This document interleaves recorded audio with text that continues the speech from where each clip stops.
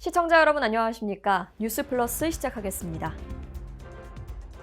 국민의힘 대선 후보의 중앙선거 대책위원회 출범식이 열렸습니다. 푸드를 입양해 학대 후 살해한 40대 남성이 경찰에 붙잡혔습니다. 마포구가 대한민국 기초자치단체 브랜드 평판 1위에 선정됐습니다. 2021년 횡성군 아동청소년 정책제안대회가 개최됐습니다. 여수시가 시민공감 이야기마당을 개최했습니다.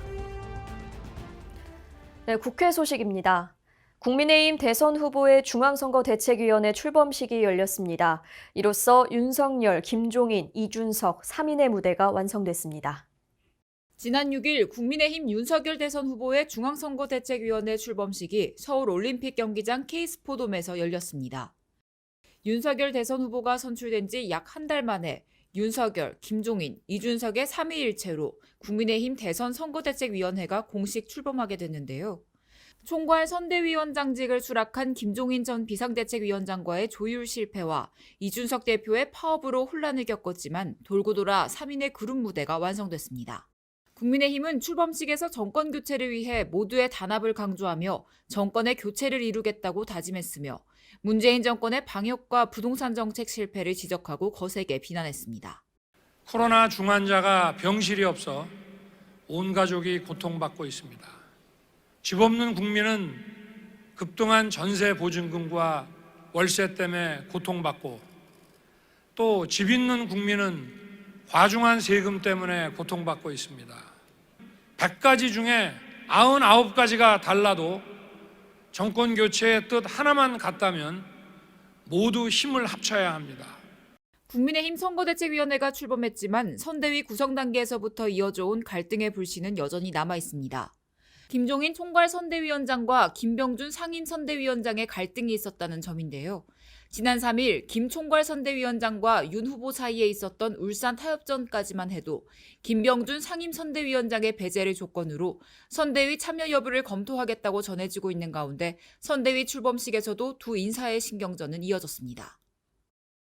두 사람의 연설에선 정반대의 시각이 나타났는데요. 빈부격차 등 사회 갈등을 해결할 해법으로 김종인 위원장은 실용적 정부에 무게를 뒀지만 김병준 위원장은 자유주의 체제 확장을 제시했습니다. 김종인 위원장은 국가의 적극적인 개입을, 김병준 위원장은 소극적 정부를 지향하는 방향으로 해석되는 가운데 윤 후보는 이러한 신경전을 의식한 듯 연일 단합을 강조했습니다. 분배와 안전 그리고 공정의 담론이 살아 펄떡이는 새로운 자유주의 철학과 또 이를 기반으로 하는 체제라야 된다고 생각합니다. 무너진 경제를 일으켜 세우고 국민의 일상을 제자리로 돌려놓을 시간입니다. 상처 입고 흩어진 국민의 마음을 하나로 모을 때입니다. 실용적인 정부, 실력 있는 정부가 국민의 소망입니다. 통합민주정부가 국민이 추구하는 방향입니다. 한편 지난 7일 옛 국민의당 출신으로 더불어민주당 입당을 희망하던 이용호 무소속 의원이 국민의힘에 입당해 공동선거대책위원장으로 임명됐습니다. 윤 후보는 지역 감정을 타파하고 한국 정치 발전과 국민의힘 지지 기반을 더 확대하는 데 중요한 계기가 되는 동시에 천군만마를 얻은 것 같아 기쁘다고 밝혔습니다. 이처럼 선대위가 출범함으로써 갈등은 일단락됐습니다. 하지만 국민의당 안철수 후보와의 단일화 문제도 조만간 도마에 오를 것으로 보이는데요. 앞서 대선 출마를 선언한 안 후보는 후보 단일화 가능성을 일축하고 있지만 대선이 가까워질수록 정권 교체를 위한 야권 후보 단일화 압박이 커질 것으로 예상됩니다. 푸드를 입양해서 잔혹하게 학대한 후 살해한 40대 남성이 경찰에 붙잡혔습니다. 공기업 직원으로 알려진 이 남성은 약 1년 동안 19마리를 입양했고 학대가 매우 잔혹한 것으로 드러났습니다. 청와대 국민청원에 올라온 청원글이 커뮤니티와 온라인을 들썩이게 만들었습니다.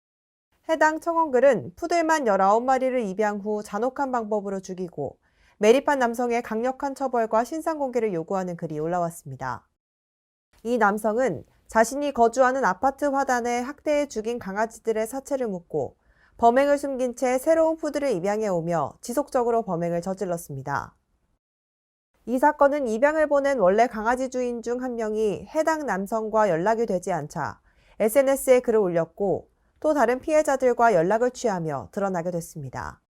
경찰에 따르면 이 남성이 푸들 견종을 분양받기 시작한 것은 지난 3월입니다. 반려견 애호가들이 모인 커뮤니티 등에서 푸들 견종을 입양했습니다. 이 남성은 강아지를 입양 후 지속적으로 학대 후 치료하고 또다시 학대를 반복하는 가학적인 행동을 했습니다. 자신이 학대한 강아지들을 아파트 화단에 유기했고 현장에서 8구의 사체를 확인했습니다. 뒷다리죠. 그러면 이쪽으로 이렇게 묻히는 것 같은데. 꼬리, 이쪽에 꼬리. 머리는요? 머리 있어요? 남성은 전 주인들에게 연락이 올 때마다 산책 중 개를 잃어버렸다고 하며 다른 사람에게 보내거나 사고를 당한 것이 아니다라고 주장했습니다. 하지만 현실은 참혹했습니다. 남성은 강아지들을 억지로 물을 먹이거나 불로 화상을 입게 하는 등 다양한 방식으로 학대하고 머리 부분을 때리거나 흉기를 이용해 숨지게 한 뒤 자신이 거주하는 아파트 화단에 불법 유기했습니다. 너무 처참하게 죽었더라고요. 그러니까 진짜 뭐 어떻게 말로 형용할 수가, 사람이 어떻게 그럴 수 있지? 사람이 그럴 수가 없으니까. 저희가 상상을 할 수 없는 일을 했다고 하니. 전 견주들은 남성을 믿고 입양을 보냈다고 전했습니다. 남성은 거주하는 사택의 사진과 자신의 공무원증을 보여주며 안심시켰고 견주들은 남성을 믿을 수밖에 없었다고 말했습니다. 자기네 사택을 보여주면서 사택이 복층이고 내 옥상도 자기네들이 마음대로 쓸 수 있고, 그러니까 뭐 견주들은 공무원이고 연봉도 세고 뭐 어디 다닌다고까지도 얘기를 하고 그랬으니까 이제 너무 많이 믿었던 거죠. 우리 집에서 이렇게 산책도 못하고 이렇게 하는 바에는 좋은 데 가서 온전하게 사랑 좀 많이 받으라고. 한편 경찰 조사 결과 공무원이라던 남성은 공기업에서 근무, 전북 지역으로 발령이 난 뒤 전국 각지에서 소형견을 입양해 군산의 사택에서 학대를 자행한 것으로 드러났습니다. 해당 사건이 알려지자 남성은 회사에서 난처하게 됐다며 사건을 무마해달라는 취지의 연락을 취해오기도 했습니다. 동물단체는 동물보호법을 강화 및 가해자 엄벌이 필요하다고 주장하고 있습니다. 경찰은 동물학대 혐의로 구속영장을 신청했지만 법원은 도주 우려가 없다며 기각했습니다. 하지만 경찰은 사안이 심각하다고 보고 영장 재신청을 검토하고 있습니다. 경찰은 동물단체 고발 내용을 토대로 정확한 범행수법과 범행 이유 등을 규명하는 데 집중하고 있으며 사라진 강아지들의 행방을 쫓고 있습니다. 다음은 수도권 소식입니다. 송파구에서 박물관 관람객에게 편의를 제공하기 위해 위촉식을 개최했습니다. 송파구는 송파책 박물관에 방문하는 관람객에게 전시의 이해를 돕고 박물관의 다양한 정보와 편의를 제공하고자 자원봉사자 50명을 모집해 위촉식을 개최했습니다. 자원봉사자는 전시 안내, 교육 지원 등의 활동을 하게 되며 활동 기간은 1년입니다. 송파구는 자원봉사 활동을 통해 책을 사랑하는 많은 사람들이 자아를 실현하고 나눔을 실천할 수 있는 기회가 되길 바란다고 전했습니다. 송파 온마을 정원사는 주민의 손으로 마을 정원을 가꾸어 더 정답고 아름다운 공동체를 만들기 위한 송파구의 주민 참여 프로그램인데요. 송파구는 최근 송파 온마을 정원사 교육 및 수료식을 개최했습니다.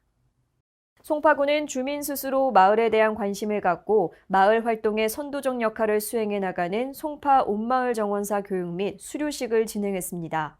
이번 교육은 마을 정원 활동에 참고가 될 수 있는 샘플과 다양한 사례 사진을 전시하는 등 풍부한 볼거리를 제공했습니다.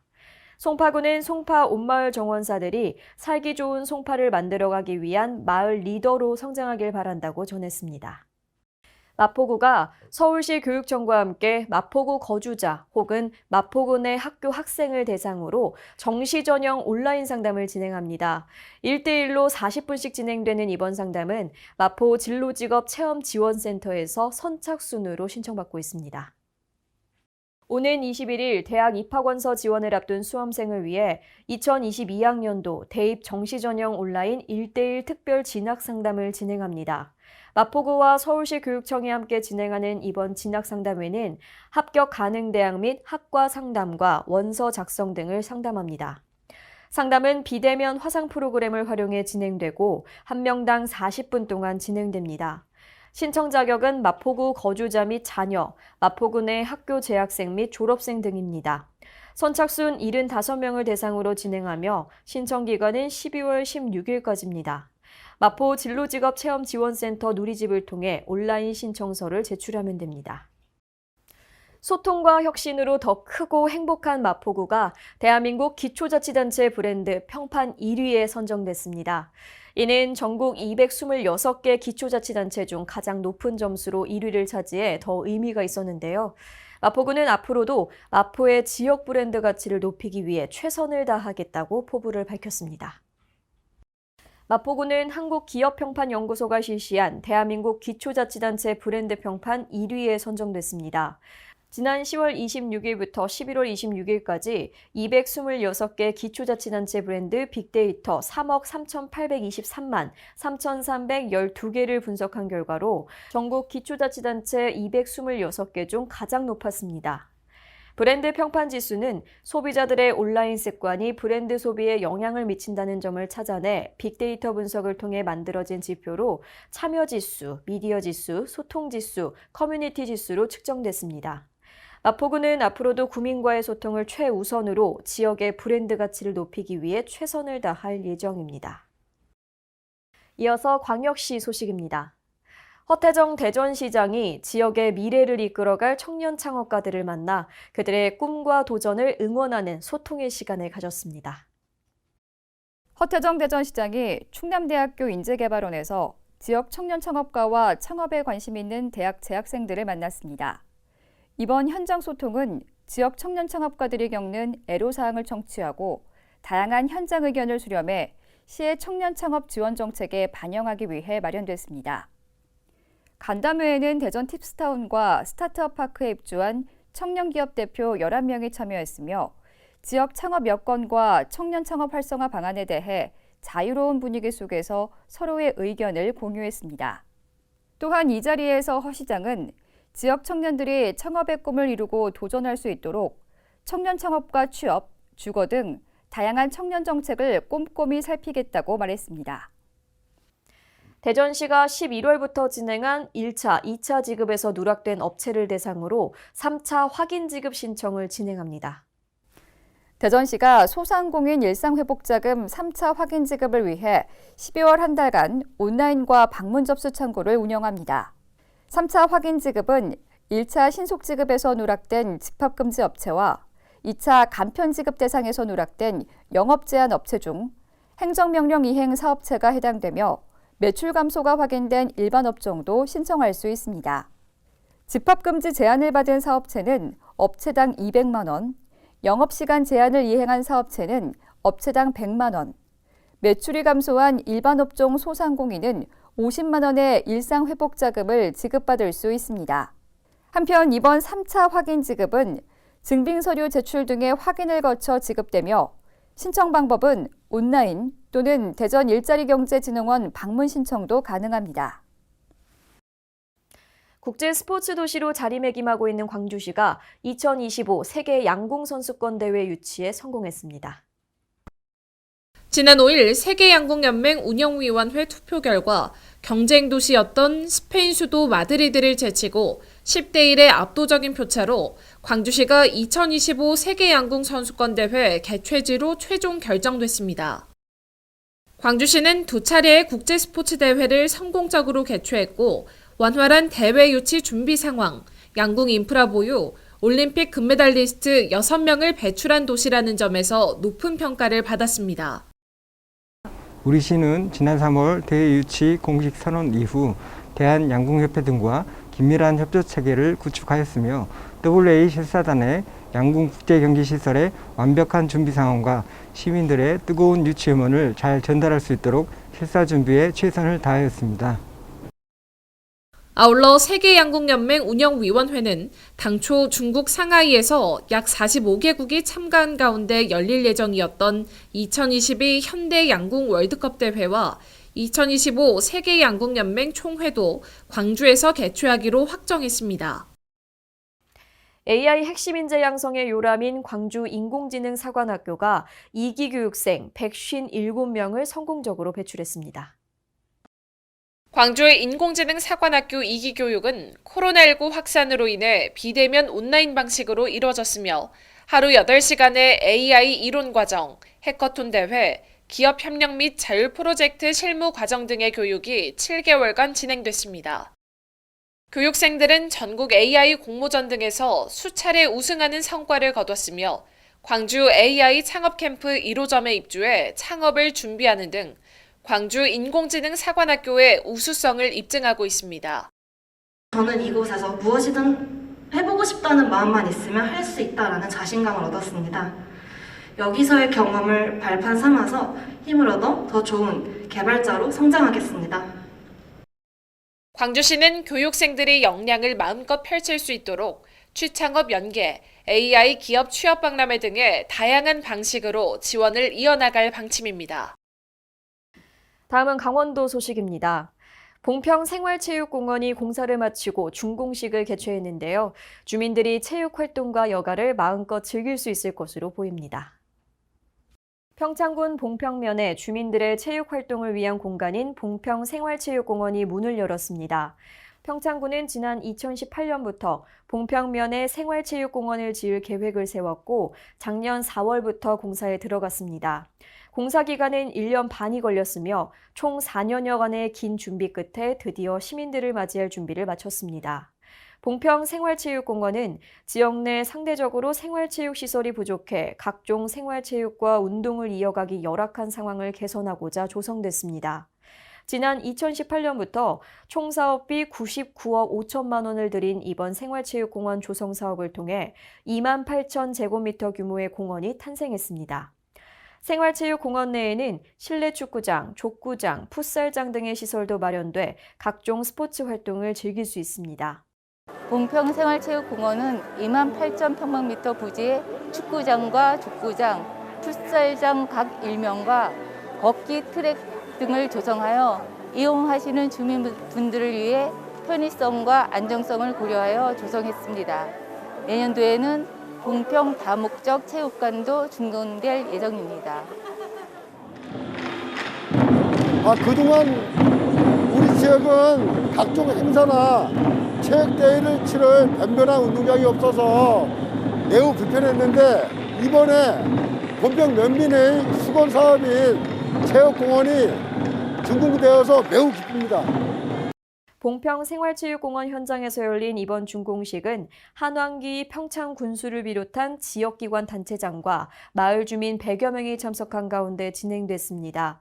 먼저 난타와 트로트가 결합한 신나는 공연으로 행사 분위기를 한껏 띄웠습니다.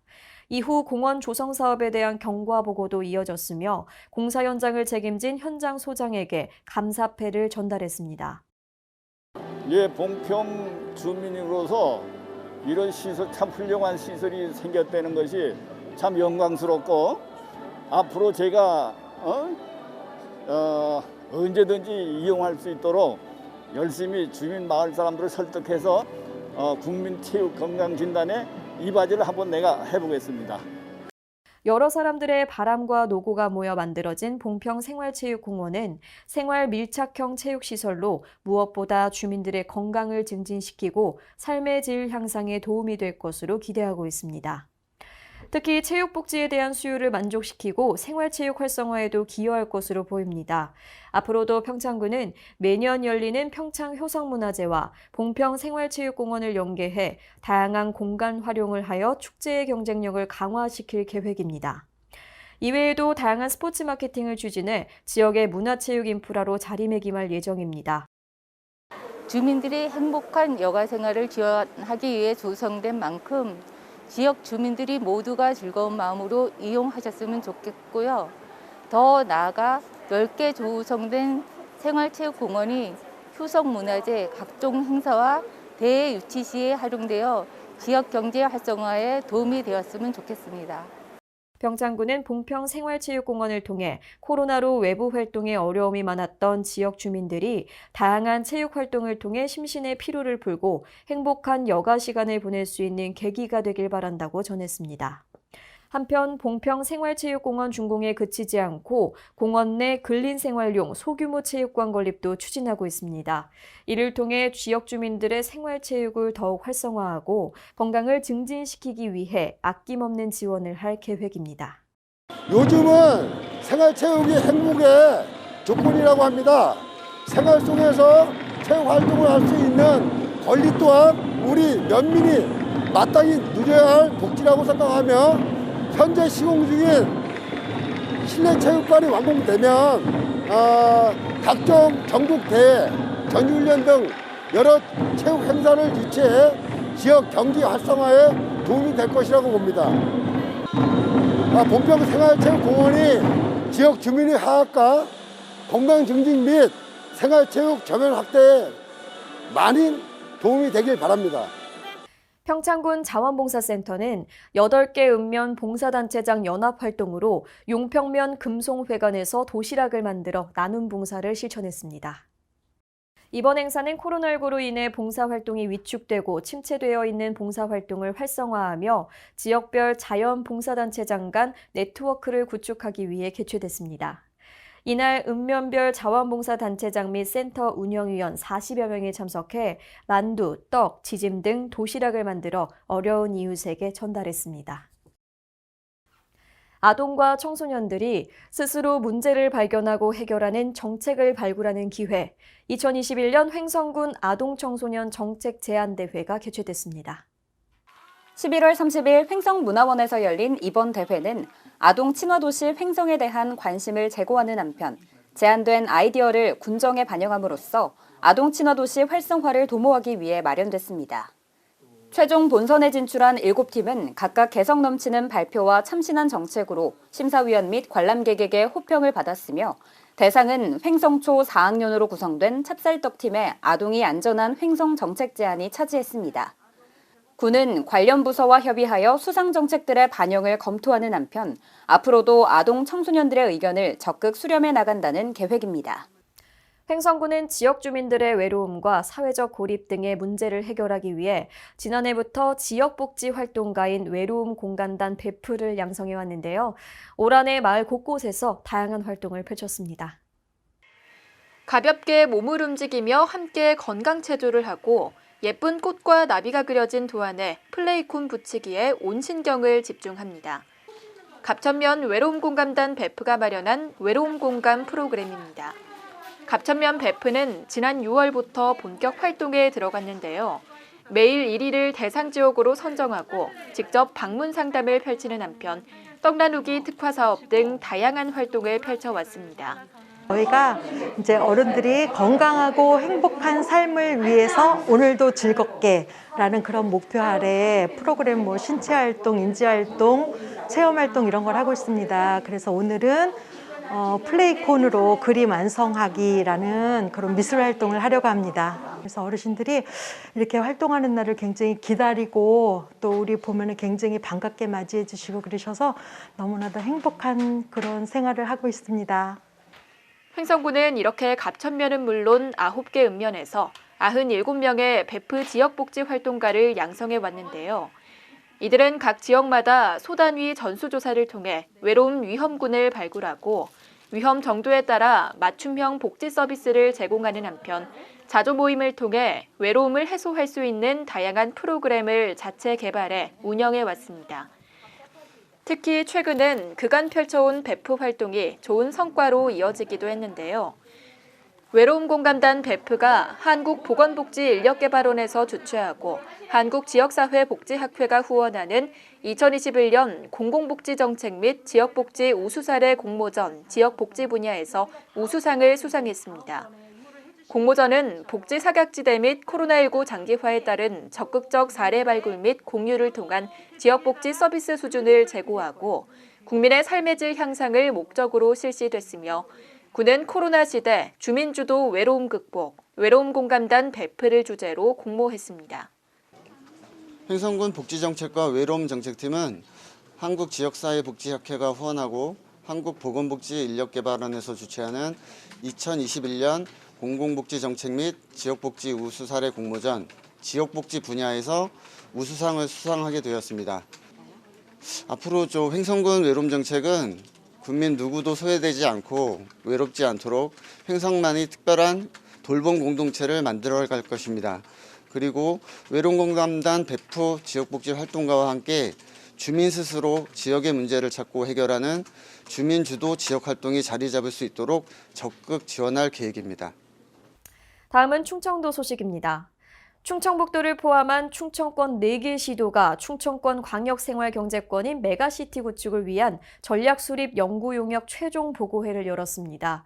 이 자리에서 충청권 전 지역을 50분 내로 연결하는 초광역 교통네트워크 구축 전략이 메가시티 실현을 위한 핵심 과제 중의 하나로 제시됐습니다. 충북 청주와 세종, 대전 천안 등 충청권 거점 도시를 연결하는 충청권 3050 생활권이 실현됩니다. 대전, 세종, 충남, 충북 등 4개 시도는 지난달 29일 대전 세종연구원에서 이 같은 내용을 뼈대로 충청권 메가시티 전략 수립 연구 용역 최종 보고회를 열었습니다. 보고회에서 4개 시도 공동 연구팀은 충청권 메가시티 비전으로 4차 산업혁명 시대 미래 혁신 성장 거점을 제시했습니다. 이를 실현할 전략으로 광역 인프라와 산업 경제, 사회문화 등 분야별 목표를 제시했습니다. 우선 광역 인프라 조성을 위해 충청권 거점 도시 4일을 30분, 충청권 모든 지역을 50분 안에 있는 초광역 교통 네트워크를 만드는 데 힘을 쏟습니다. 이를 위해 초광역 간선 도로망과 광역 철도망을 구축하고 스마트 모빌리티 중심의 대중교통 체계 연계 필요성이 제기됐습니다. 산업경제 분야에서는 충청권 지방은행 설립을 위해 4개 시도가 힘을 모으기로 했습니다. 충청권에는 영남, 호남과 달리 지방은행이 한 곳도 없어 지역 금융 기반이 취약한 상황입니다. 산업 경쟁력을 높이기 위해서는 충청권 메가 경제자유구역을 조성하고 현재 4개 시도가 따로 지정 운영 중인 경제자유구역을 하나로 통합해 경쟁력을 키우자는 안도 제시됐습니다. 문화 분야에서는 관광산업 활성화를 위해 통합 브랜드를 만들고 문화관광 경쟁력을 높이는 마이스 산업을 적극 육성할 계획입니다. 또한 연구팀은 메가시티 사업 추진을 위해 1단계로 충청광역행정본부를 설치하고 2단계로 충청광역청을 설립한 뒤 최종적으로 행정구역 통합이 필요하다고 설명했습니다. 다음은 경상도 소식입니다. 양산시가 물금역 KTX 정차 필요성에 대한 대외적 홍보를 위해서 2021 제2회 대한민국 도시포럼에 참가해 양산시 홍보 부스를 운영했습니다. 이번 포럼에서 양산시는 부산, 울산, 경남 메가시티 교통중심 도시 양산이라는 비전으로 부산, 양산, 울산 광역철도, 동남권 순환 광역철도 노선 확정과 현안 사업인 물금역 KTX 정차 필요성 등을 홍보했습니다. 포럼에는 정관계 인사와 도시 발전에 다양한 지식과 경험을 가진 도시 관련 전문가들이 참석해 각 분야별로 기조 연설, 주제 발표, 패널 토론 등이 진행됐습니다. 김일건 양산시장은 이날 개회식 후 진행된 대한민국 메가시티 리전을 위한 대한민국 도시포럼 비전 선포식에 직접 참여해 향후 부산, 울산, 경남 메가시티 교통중심 도시로서 양산시의 현재 위상을 대외적으로 알리는 계기가 됐습니다. KTX 열차가 양산 물금에 정차해야 될 필요성은 다분히 많습니다. 반경 2km 안에 16만 명의 인구가 살고 있고 양산 부산대병원에 전국 각지에서 찾아오는 외래 환자가 연간 74만 5천 명에 달하는 이 막대한 수요가 KTX가 정차하지 않는 관계로 상당히 혼란을 겪고 있는 실정입니다. 그래서 우리 양산은 필히 KTX를 정차시켜서 도시 발전에 이바지하고자 지금 최선의 노력을 다하고 있습니다. 김 시장은 또 홍보 부스에서도 행사 참가자들에게 물금역 KTX 정차 필요성에 대해 적극 홍보했습니다. 다음은 전라도 소식입니다. 여수시가 여수 새로운 100년을 열다를 주제로 현암도서관에서 시민공감 이야기마당을 개최했습니다. 이번 행사는 온오프라인으로 진행된 가운데 온라인으로는 노인, 여성, 문화계를 대표하는 시민 패널들이 현장 오프라인에는 농업, 수산, 축산, 소상공인을 대표하는 시민들이 참여했습니다. 이번 이야기 한마당에서는 시민이 말하는 여수시의 새로운 변화와 시민 중심 정책, 분야별 주요 정책의 의미를 시민들과 공유하는 뜻깊은 시간을 가졌습니다.